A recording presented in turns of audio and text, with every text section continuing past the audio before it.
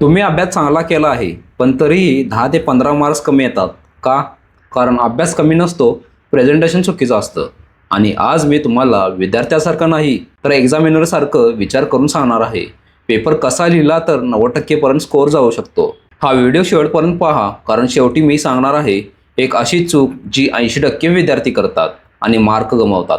तुम्ही 1-2 महिने रात्री जागून अभ्यास करता आणि पेपर देता, पण निकाल लागतो आणि 5 ते 10 मार्क कमी. आणि मग काय वाटतं, माझं नशीब खराब आहे, पेपर कठीण गेला, परीक्षकाने मार्क दिले नाहीत. पण सत्य काय आहे माहिती आहे? एक्झामिनर प्रत्येक उत्तराला फक्त 30 ते 40 सेकंद देतो.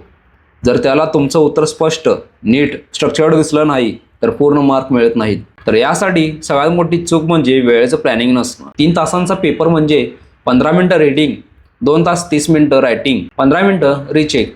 पण बहुतेक विद्यार्थी काय करतात, रीडिंगमध्येच 25 मिनटं घालवतात आणि शेवटी 10 मार्काचा प्रश्न राहतो. यासाठी करेक्ट स्ट्रॅटेजी अशी आहे, सर्व प्रश्न 5 मिनिटात स्कॅन करा, सोपे प्रश्न मार्क करा, लांब प्रश्नांची मानसिक तयारी ठेवा आणि सर्वात महत्त्वाचं, घड्याळाकडे बघत लिहा, भावनेत येऊन नाही.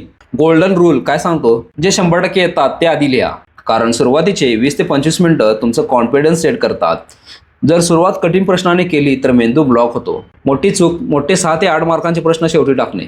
शेवटी वेळ कमी पडतो, उत्तर घाईत लिहिलं जातं, प्रेझेंटेशन बिघडतं आणि मार्क कमी होतात. तर यासाठी अशी स्ट्रॅटेजी ठेवा, 1 ते 2 मार्कांचे प्रश्न आधी लिहा, त्यानंतर 3 ते 4 मार्कांचे प्रश्न आणि सगळ्यात शेवटी मोठे प्रश्न लिहा. रूल तिसरा, 90% प्रेझेंटेशन रूल्स. आता येतो मुख्य भाग. तर रूल पहिला काय सांगतो, कीवर्ड्सला अंडरलाईन करा. परीक्षक पूर्ण पॅराग्राफ वाचत नाही, तो कीवर्ड शोधतो. जर कीवर्ड अंडरलाईन असेल, तुम्हाला फुल मार्क्स मिळण्याची शक्यता वाढते. रूल दुसरा, डायग्राम नेहमी पेन्सिलने काढा.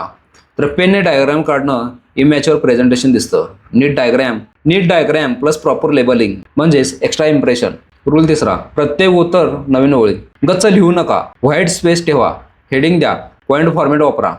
एक्झाम्पलमध्ये डेफिनेशन, पॉईंट 1, पॉईंट 2 आणि एक्झाम्पल लिहा. परीक्षकाला स्पष्ट दिसलं पाहिजे की तुम्हाला उत्तर व्यवस्थित येतं. आता ती चूक जी 80% विद्यार्थी करतात. उत्तर बरोबर असतं, पण प्रश्न क्रमांक हा चुकीचा लिहितात किंवा सप्लिमेंटमध्ये कंटिन्युएशन लिहून मेन्शन करत नाहीत. रिझल्ट मार्क जातात. म्हणून क्वेश्चन नंबर डबल चेक करा, सप्लिमेंटवर नाव व क्रमांक लिहा आणि शेवटी 15 मिनिटं रिचेक करा. तर 90% विद्यार्थी जास्त अभ्यास करून मार्क वाढवायचा प्रयत्न करतात, पण टॉपर काय म्हणतो, तो प्रेझेंटेशन परफेक्ट करतो. आजपासून हे 3 नियम पाळा: वेळेचं planning, smart question order, clean presentation, आणि बघा तुमचे 10 ते 15 मार्क कसे वाढतात. हा व्हिडिओ तुमच्या मित्रांना नक्की पाठवा, जे म्हणतात माझे मार्क कमी येतात, आणि कमेंटमध्ये लिहा 90% टार्गेट. आणि अशाच व्हिडिओसाठी नोकरी विषय या यूट्यूब चॅनलला सबस्क्राईब करा.